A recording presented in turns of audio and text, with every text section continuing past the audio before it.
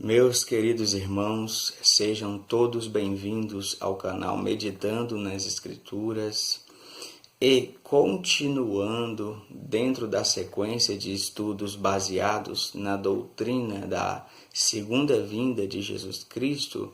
Hoje eu irei gravar o último vídeo, que é a sexta parte dentro desse estudo, e eu irei continuar aqui falando dentro do assunto que foi abordado por último no quinto vídeo, que foi sobre a ressurreição do corpo, ou seja, a doutrina da ressurreição ou glorificação.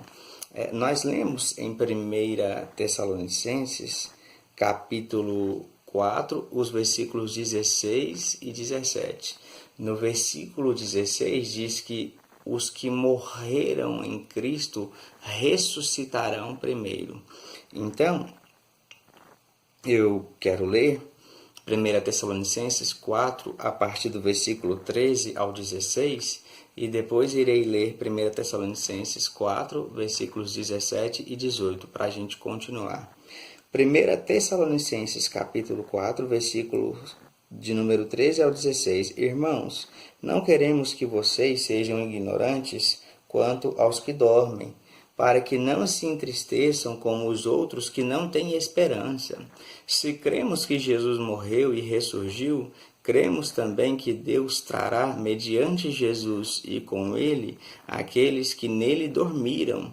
Dizemos a vocês, pela palavra do Senhor, que nós, os que estivermos vivos, os que ficarmos até a vinda do Senhor, certamente não precederemos os que dormem, pois dada a ordem com a voz do arcanjo e o ressoar da trombeta de Deus, o próprio Senhor descerá dos céus e os mortos em Cristo ressuscitarão primeiro. Então, todos os crentes do Antigo Testamento e todos os cristãos do Novo Testamento que já estão mortos, que já faleceram, irão ressuscitar na vinda de Jesus e receberão esse corpo transformado semelhante ao do Senhor. Um corpo humano, só que não sujeito às limitações que existem dentro das circunstâncias do mundo que conhecemos.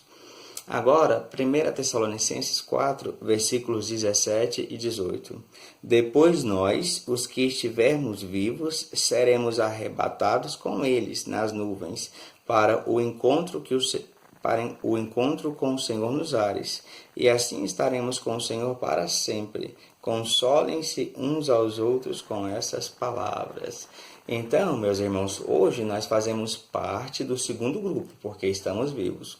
Se a segunda vinda de Cristo ocorrer durante a nossa vida, então os mortos no Senhor, ou seja, os crentes, os cristãos, ressuscitarão primeiro, receberão o corpo glorificado, e nós, os que estivermos vivos, teremos também a glorificação do nosso corpo, ou seja, o aperfeiçoamento do nosso corpo.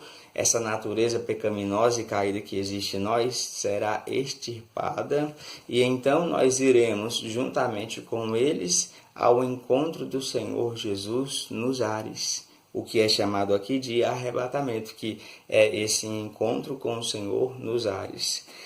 E Paulo no final diz: consolem-se uns aos outros com essas palavras. Então, a doutrina da segunda vinda de Jesus e a doutrina da glorificação do corpo, isso tudo que essas doutrinas ensinam, especificamente a doutrina da segunda vinda de Jesus, que estamos estudando agora, traz consolação ao nosso coração, traz paz ao nosso ser, traz descanso na nossa alma. É por isso que é importantíssimo a gente estudar sobre tal doutrina. Meus irmãos, em segundo lugar, eu quero dizer que como que podemos saber que que os cristãos, os crentes, que todos que morreram no Senhor vão ressuscitar novamente? Ou melhor, vão ressuscitar assim como o Senhor Jesus ressuscitou. como é possível saber que nós vamos receber o corpo glorificado também?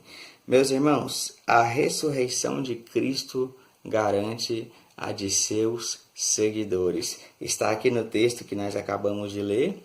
E a ressurreição de Cristo garante a de seus seguidores. Os cristãos podem ter convicção que vão ressuscitar exatamente porque Jesus ressuscitou. Olha o texto de 1 Coríntios, capítulo 15, do versículo 20 ao 23. Mas, de fato, Cristo ressuscitou dentre os mortos, sendo ele as primícias dentre aqueles que dormiram. Visto que a morte veio por meio de um só homem, também a ressurreição dos mortos veio por meio de um só homem. Pois da mesma forma como em Adão todos morrem, em Cristo todos serão vivificados. Mas cada um por sua vez. Cristo o primeiro, depois quando ele vier, os que lhe pertencem. Então, meus irmãos, a ressurreição de Cristo garante a ressurreição daqueles que o seguem. Ele ressuscitou e a Bíblia aqui, através do apóstolo Paulo, diz que ele foi as primícias dos que dormem, ou seja, ele foi o primeiro que ressuscitou de uma forma ímpar, inédita, única. Por quê? Antes de Jesus, outras pessoas ressuscitaram. E a ressurreição mais famosa da Bíblia é a ressurreição de Lázaro. Ela é conhecida mundialmente, universalmente. Mas Lázaro ressuscitou e morreu novamente.